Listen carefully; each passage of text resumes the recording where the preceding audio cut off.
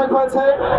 আমরা বিশ্বব্যাপী এই মানবতার ধ্বজাধারীদের যে অপতৎপরতা এবং আমাদের ভাইদের উপর নির্মমভাবে গুলি চালানো, শিশুদেরকে বোমের খোরাক বানানো, মা বোনদেরকে ধর্ষণ করার এই নাটক আমরা ইতিহাসে অনেক দেখেছি। কথা অনেক হয়েছে, এখন কাজ করার সময়। আজকে নীতিগতভাবে আমরা কয়েকটা কথা বলবো যে এই পরিস্থিতিতে আমরা আসলে কি করতে পারি। সর্বপ্রথম যে বিষয়টি আমি দৃষ্টি আকর্ষণ করতে চাই সেটা আমি আমার মাননীয় এবং শ্রদ্ধেয় ওলামায়ে কেরামের দৃষ্টি আকর্ষণ করতে চাই। আমি দৃষ্টি আকর্ষণ করতে চাই ইসরায়েলের এই বর্বরতার বিরুদ্ধে একমাত্র গ্রহণযোগ্য কার্যকারী সমাধান যে জিহাদ ফি সাবিলিল্লাহ, এই ফতোয়াটাকে সুস্পষ্ট করতে হবে। সর্বপ্রথম আমাদেরকে জিহাদের ফতোয়া সুস্পষ্ট করতে হবে। জিহাদ ফি সাবিলিল্লাহ ছাড়া ইসরায়েল সংকট, ফিলিস্তিন সংকট সমাধানের দ্বিতীয় কোনো পথ পদ্ধতি যে নেই, এটা আমাদের জনগণকে বোঝাতে হবে। ওযু, গোসল, নামাজ, রোজার মাসালা যেভাবে শিখি, ঠিক সেভাবে জিহাদ ফি সাবিলিল্লাহর মাসালাও শিখতে হবে। প্রতিটা নিজামের মধ্যে, পাঠ্যপুস্তকের মধ্যে এই মাসালার বিষয়গুলো, এর ফরজিয়াতের বিষয়গুলো অন্তর্ভুক্ত করতে হবে। দ্বিতীয় কথা যেটা বলতে চাই, ইসরায়েল একা শক্তিশালী হয় নাই। সুদীর্ঘ সময় পর্যন্ত ব্রিটেন তাকে সহযোগিতা করেছে। তারাই একত্রে হাত মিলিয়ে অটোম্যানদের উৎখাত করেছিল। এর পরবর্তীতে পুরো পশ্চিমা বিশ্ব তাকে সহযোগিতা করেছে, আজও করে যাচ্ছে। আমরা ইসরায়েলের ব্যাপারে সোচ্চার, কিন্তু তার বন্ধুদেরকে আমরাও যদি বন্ধুরূপে গ্রহণ করি তাহলে এটা হবে একটা দ্বিচারিতা, একটা মুনাফিকি আচরণ। আজকে ইসরায়েল টিকে আছে আমেরিকার উপরে। আমরা সুস্পষ্ট বলতে চাই, এই সাপের মাথা ইসরায়েল নয়, এই সাপের মাথা, মূল মাথা হচ্ছে আমেরিকা। আমরা সাপের লেজ দিয়ে কথা বলছি, কিন্তু মাথার কনসুলেট ঘেরাও করার মতো সাহস আমাদের হচ্ছে না। তাদের প্রতিনিধিকে ডেকে এনে জিজ্ঞাসাবাদ করার মতো সাহস আমাদের হচ্ছে না। আমরা ইসরায়েলকে তৎপর, কিন্তু আমেরিকার যে আগ্রাসী ভূমিকা, কে ইসরায়েলকে অর্থ দিয়েছে, কে ইসরায়েলকে অর্থ দিয়েছে, বোম দিয়েছে? কোন সভ্যতা ইসরায়েলকে দাঁড় করিয়েছে? কোন সভ্যতা ইসরায়েলকে অর্থ দিয়েছে, বোমা দিয়েছে, সাহায্য করেছে? আমরা ইসরায়েলের ব্যাপারে সোচ্চার হলেও কেন আমরা আমেরিকার ব্যাপারে সোচ্চার নই? কেন আমরা পশ্চিমাদের ব্যাপারে সোচ্চার নই? আমাদের উচিত হবে তাদের সকলের সাথে বন্ধুত্বপূর্ণ সম্পর্ক ছিন্ন করা। প্রত্যেকটা মুসলিম কান্ট্রি থেকে ইসরায়েলের সাথে যাবতীয় কূটনৈতিক তৎপরতাকে ছিন্ন করা।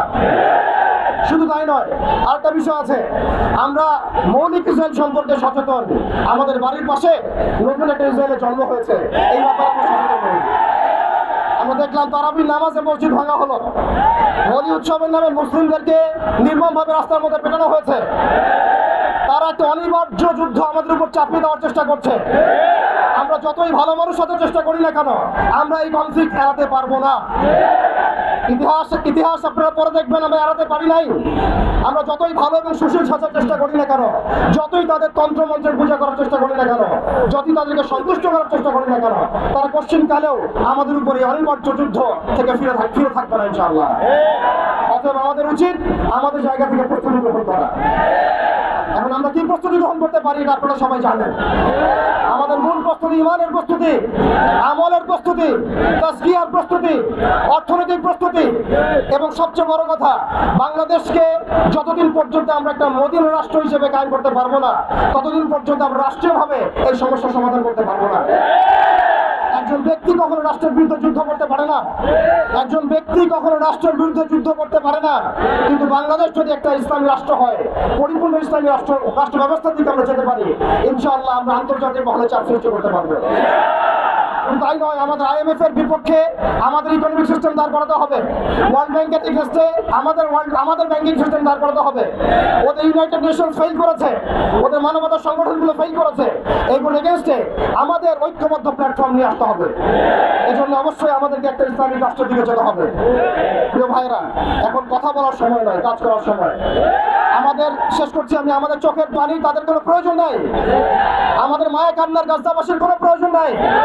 গাজাবাসীর প্রয়োজন অর্থনৈতিক সাপোর্ট, গাজাবাসীর প্রয়োজন সামরিক সাপোর্ট, গাজাবাসীর প্রয়োজন এমন একটা জৈশ, এমন একটা ফোর্স যেটা বাহির থেকে গিয়ে বাইতুল মুকাদ্দাসকে উদ্ধার করবে ইনশাআল্লাহ।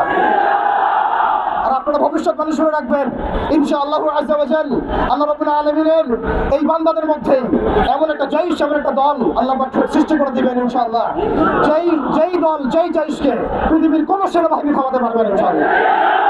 শেষ পর্যন্ত তারা বাইতুল মুকাদ্দাস মুক্ত করেই ছাড়বে ইনশাআল্লাহ। সময়ের অপেক্ষা। তারা আমাদেরকে অপশন দিয়েছে, হয় আমাদের দাস হও না হলে মরো। শেষ কথা, তারা আমাদেরকে অপশন দিয়ে দিয়েছে, হয় আমরা তাদের দাসত্ব করবো না হলে মরবো।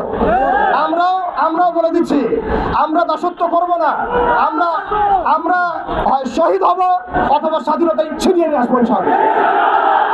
হয় আমরা শহীদ হব না আমরা স্বাধীনতা ছিনিয়ে নিয়ে আসবো ইনশাআল্লাহ। আল্লাহ পাক আমাদের বাংলার তাওহীদের জনতাকে কবুল করে নেন। আমিন। ওয়া আখিরু দাওয়ানা আলহামদুলিল্লাহি রাব্বিল আলামিন।